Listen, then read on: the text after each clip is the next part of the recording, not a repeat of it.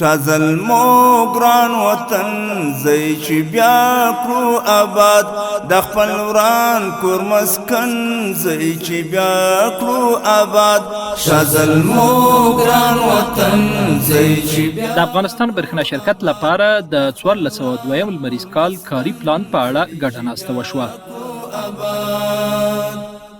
هر فعالیت چې له دې وروسته اجرا کېږي هغه به د پلان کې شامل فعالیت وي او همدغه منابع په نظر کې نیول شوي وي. اخوات به تخمونه کرو زیدي د افغانستان برښنا شرکت رهبري د 1402 لمریز کال لپاره د کاري پلان په اړه لومړنۍ مشورتي ناسته کې د برښنا خدماتو پراختیا او پیاوړتیا، بودیجې تنظیم، د نیمګړو پروژو بشپړتیا څرنګوالي او ستونزو پر وخت حل په اړه خبرې وکړي.